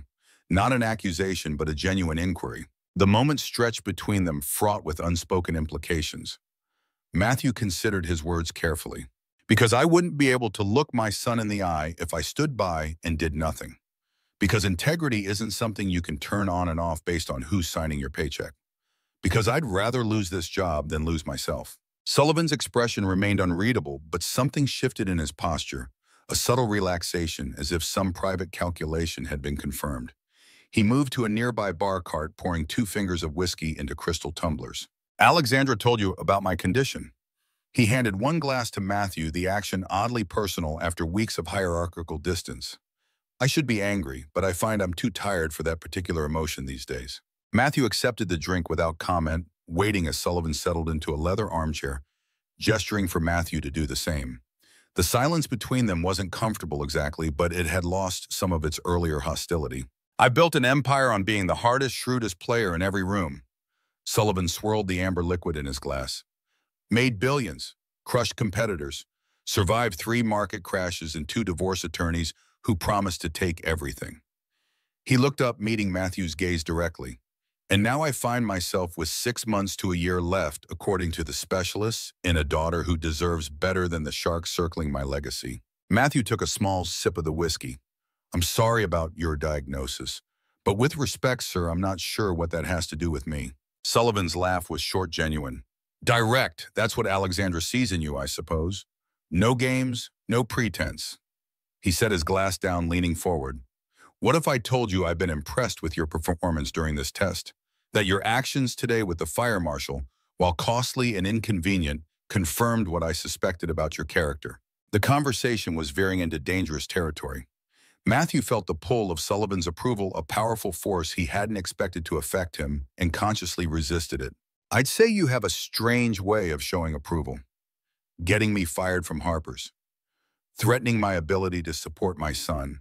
Separating me from Nathan and Alexandra for months. Sullivan didn't flinch from the accusations, accepting them with a slight nod.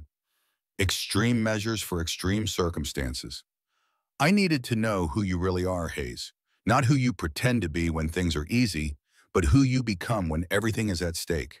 Matthew set his barely touched drink aside, a decision crystallizing within him. Now you know. I'm the same person I was the night I pulled Alexandra from that car. Just a man trying to do what's right, take care of his son, and live with himself. If that's not enough for your test, then I fail. Gladly. For the first time, genuine surprise registered on Sullivan's face, quickly masked behind his practiced control. Most men would be angling for advantage at this point. Sensing an opportunity, you're walking away. Matthew stood, the finality of his decision bringing unexpected clarity. I never wanted your empire, Mr. Sullivan. I don't want your hotels or your money or your power. I just want my life back. My job at Harper's, my house, time with my son. Sullivan remained seated, studying Matthew with new intensity. And Alexandra, you're walking away from her too. The question struck at the core of Matthew's conflict, the growing feelings he couldn't deny complicated by the gulf between them. He chose honesty over calculation. That's her choice to make, not mine, and certainly not yours. Sullivan stood, slowly moving to the windows again, his reflection ghostly against the darkening sky. My wife Elizabeth died of pancreatic cancer 2 years ago, the same diagnosis I received 4 months back. She fought for 18 months, the bravest thing I've ever witnessed. The unexpected personal revelation hung in the silence. Sullivan continued, his voice softer. Before she died, she made me promise to look after Alexandra, to make sure she didn't end up with someone who would hurt her, use her, or see only the Sullivan fortune instead of our daughter. Matthew remained silent, sensing there was more Sullivan needed to say. The older man turned, his composure slipping just enough to reveal genuine emotion.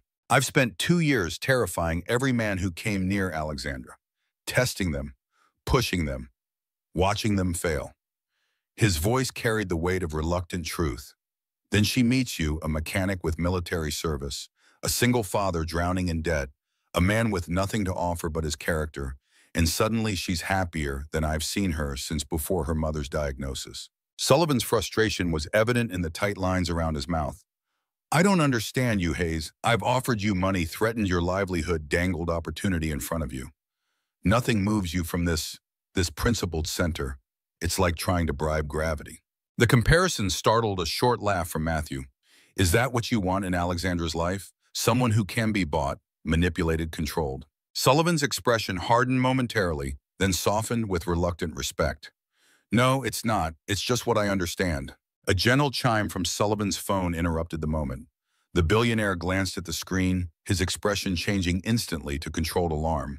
He moved swiftly to a wall-mounted panel activating security monitors.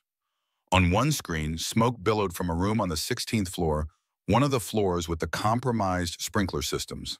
Fire alarm in the Madison suite. Sullivan's voice was tight with focus. System shows sprinklers activated, but pressure readings are inconsistent. He answered a ringing phone, listening briefly before issuing rapid directives. Full evacuation protocol, all guests, all staff, and get the fire department here now. He turned to Matthew, professional mask firmly in place. This is why we have protocols, Hayes. This is why we have chains of command. If Reynolds had... His sentence was cut off as the lights flickered. A moment later, the fire alarm began to blare throughout the building, its pulsing wail audible even in the penthouse's insulated luxury. Matthew moved toward the door, emergency training taking over. You need to evacuate Mr. Sullivan. I'll help coordinate on the affected floors. Sullivan shook his head, already reaching for his suit jacket. My hotel, my responsibility. I'm coming with you. They descended 26 flights to reach the fire floor using the emergency stairwell. Sullivan kept pace surprisingly well for a man his age, especially one with advanced cancer. Only the tightness around his eyes betrayed the physical toll of the rapid descent. The 16th floor was chaos when they arrived. Smoke filled the corridor, reducing visibility to mere feet. The sprinklers were activating sporadically, some working at full pressure, others barely misting. Hotel staff were directing guests toward the stairs, their training evident, despite the frightening circumstances. Matthew grabbed a nearby fire extinguisher, moving instinctively toward the source of the smoke, the Madison suite at the end of the hall. Sullivan followed, pulling a handkerchief over his mouth and nose as protection against the thickening smoke. Inside the suite, an electrical fire had started in the wall, likely due to faulty wiring. The flames had spread to nearby curtains and furniture, creating a dangerous flashpoint. The sprinklers above the area were among those malfunctioning, providing inadequate suppression. Matthew tackled the flames with the extinguisher while Sullivan helped an elderly couple from the adjoining bedroom, guiding them toward the exit. The fire was small enough that the extinguisher made an impact, but Matthew knew they had minutes at most before the situation escalated. As Sullivan returned from escorting the guests out, a loud crack echoed through the suite. Matthew looked up to see a section of the ceiling beginning to give way, weakened by heat and water damage. Without hesitation, he lunged forward, shoving Sullivan clear as the debris came crashing down. Pain exploded across Matthew's shoulders as a ceiling beam struck him, driving him to his knees. The world narrowed to pinpricks of light amid smoke and pain. He was vaguely aware of Sullivan's shouting, of hands gripping his arms, pulling him upright and toward the door. The corridor outside was barely recognizable now, thick smoke reducing visibility to almost nothing. Matthew stumbled, his left leg nearly buckling beneath him. Sullivan's arm came around his waist, taking his weight with surprising strength. Stay with me, Hayes. Sullivan's voice cut through the haze of pain and smoke. One foot in front of the other. That's an order. The journey to the stairwell was a blur of pain and determination. Somewhere in the distance, sirens wailed, growing louder as emergency services responded to the alarm. At the stairwell, they encountered firefighters ascending to battle the blaze. Professional hands took over, supporting Matthew as they continued down. Outside, the night air was shockingly cold and clean after the smoke. Paramedics swarmed around them, separating the two men for medical assessment. Through a haze of emergency activity, Matthew caught glimpses of Sullivan refusing oxygen, directing hotel staff, conferring with fire officials. The billionaire seemed transformed by the crisis, his cold authority replaced by genuine leadership and concern. The paramedics insisted on taking Matthew to the hospital despite his protests. As they loaded him into the ambulance, Sullivan appeared at his side, clasping his shoulder briefly. "You saved my life in there. Again." Sullivan's expression was unreadable in the flashing emergency lights. "We're not finished, you and I." Before Matthew could respond, the ambulance doors closed and the vehicle pulled away from the chaotic scene. The hospital visit was a blur of examinations and x-rays. By morning, Matthew had been cleared of serious injury, no concussion, no broken bones, just deep bruising and minor smoke inhalation. Sarah arrived to drive him back to his temporary apartment. "Twice in 1 month, I get calls about you being in the hospital," she said, helping him into the passenger seat. "You're going to give me gray hair before my time." Matthew managed a tired smile. "Next time I'll try getting trapped in a burning building when it's more convenient for your schedule." Sarah's laugh was half-sob. "Nathan's been asking about you. I told him you were working late, didn't want to scare him." "Good call. I'll see him this weekend, explain these." Matthew gestured to the visible bandages on his arms. "Tell him it's all part of the job." Sleep claimed him when they reached his apartment, deep and dreamless from exhaustion and medication. He awoke to late afternoon sunlight and the sound of someone at his door. Wincing with each movement, Matthew made his way across the apartment. Alexandra stood in his hallway, her face pale with worry, her green eyes widening at his bandaged appearance. Without a word, she stepped forward, wrapping her arms gently around him, careful of his injuries. The embrace lasted longer than any they'd shared before a physical expression of the fear and relief neither put into words. Inside the apartment, Alexandra moved with quiet efficiency, making tea, adjusting pillows to support Matthew's injured back, her presence filling the empty spaces of the temporary housing. "The doctor said you have second-degree burns on your hands."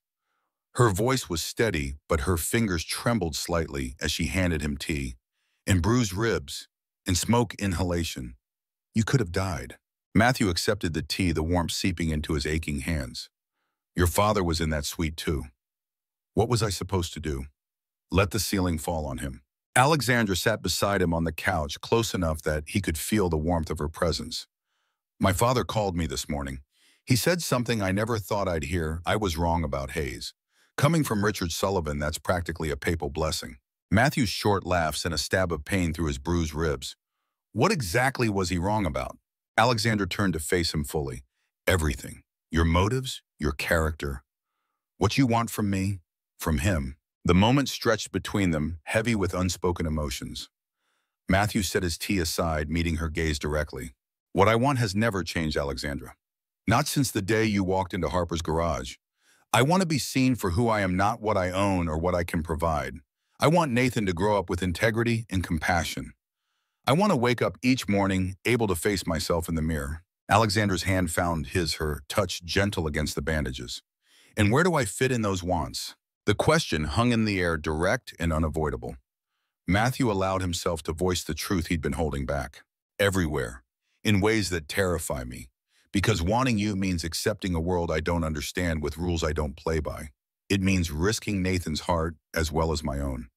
It means believing that what's between us is stronger than the differences that separate us." Alexandra's eyes shimmered with unshed tears, but her smile was radiant. "Those differences, the money, the background, the privilege, they're not who I am. They're circumstances I was born into. The real me is the woman who burnt cookies trying to impress you, who helps Nathan with his science projects, who feels more alive in your garage than at any gala." She leaned forward, her hand rising to touch his face. "I've spent my life surrounded by people who wanted something from me. You're the first person who just wanted me. Just Alexandra." The kiss was gentle, mindful of Matthew's injuries, yet conveying a depth of emotion that transcended the physical connection. A discreet knock at the door interrupted the moment. Alexandra stepped away reluctantly as Matthew called for the visitor to enter. Richard Sullivan stood in the doorway, looking strangely out of place in the modest apartment despite his perfectly tailored suit. His gaze moved from Matthew to Alexandra, taking in their proximity. "I see you violated the no-contact rule of our agreement." Sullivan's tone was dry but lacked the cutting edge of their previous interactions. "Though under the circumstances, I suppose I can overlook it." He entered without waiting for an invitation, surveying the sparse furnishings with a businessman's assessing eye.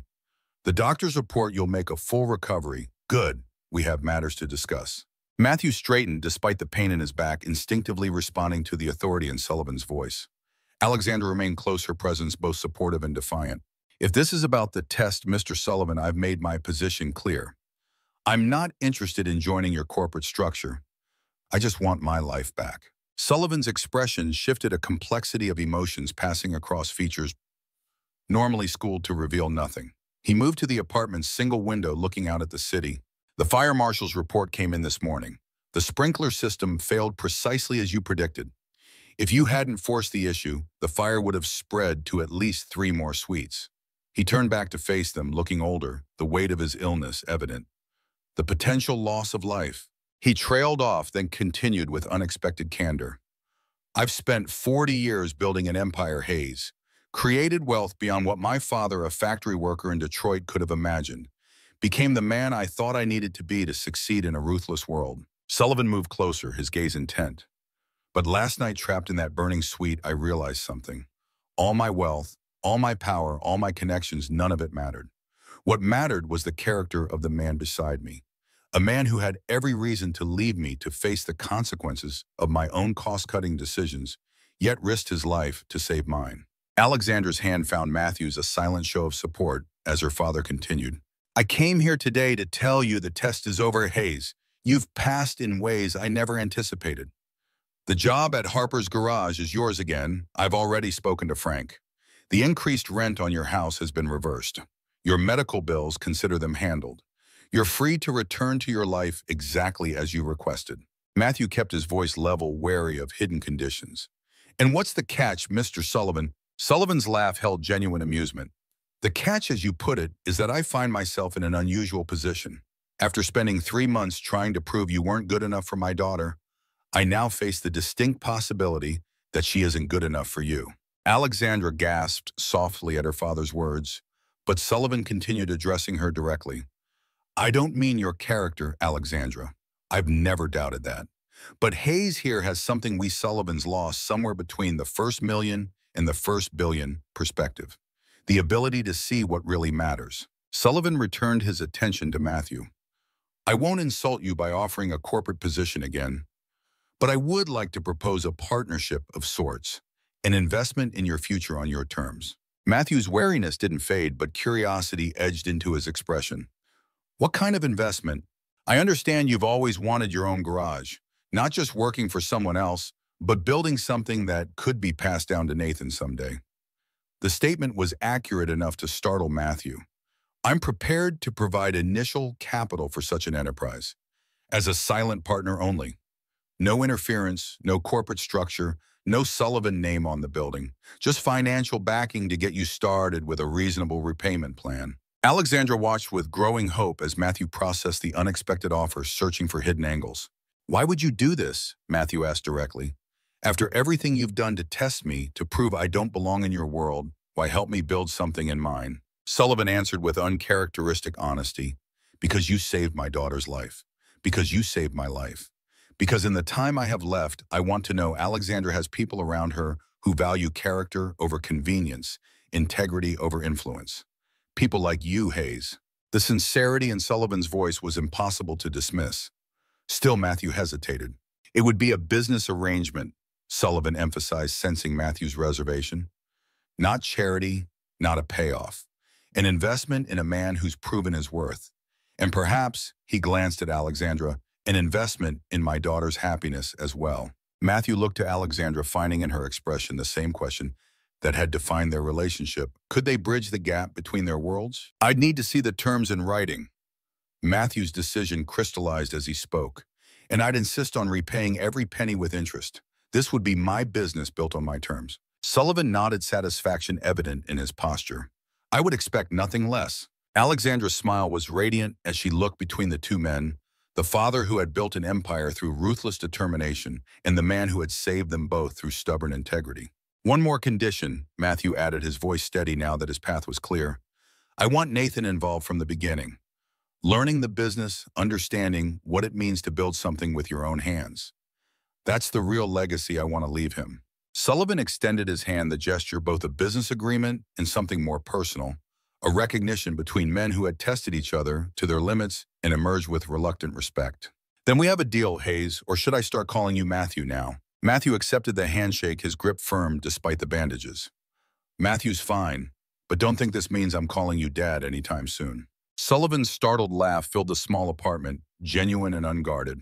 Alexandra joined in the tension of months dissolving in the shared moment of unexpected humor. As Sullivan prepared to leave, he paused at the door, his expression growing serious once more. The doctors give me 6 months, maybe a year with aggressive treatment. Not enough time to fix everything I've broken or build everything I've dreamed, but perhaps enough to see the beginnings of something worthwhile. Alexandra moved to her father's side, taking his hand in a gesture of support and reconciliation. Matthew watched them, understanding for the first time the complexity of their relationship. Life doesn't give us the time we think we deserve, Sullivan said quietly. Only the time we have. The measure of a man isn't how much he accumulates, but what he builds that outlasts him. I'm beginning to think you understood that long before I did, Hayes. With a final nod, Sullivan departed. Alexandra returned to Matthew's side, careful of his injuries as she settled beside him. So, her voice held wonder and cautious joy. My father actually approves of you. The world must be ending. Matthew smiled, the pain of his injuries insignificant compared to the lightness in his chest. Not ending, just changing. For all of us. Alexandra rested her head against his uninjured shoulder. When I was trapped in that car, I never imagined the man who pulled me out would end up changing my life. Changing my father. Changing everything. Matthew brushed a kiss against her hair. Sometimes the greatest journeys start with a single moment of doing what's right, even when it costs you everything. Outside the window, Chicago continued its eternal rhythm. Somewhere across town, Nathan was waiting, ready to begin a new chapter. And here in this temporary space, Matthew and Alexandra sat quietly together, no longer separated by wealth or status, but united by something far more valuable, the recognition in each other of someone who saw beyond surfaces to the truth beneath.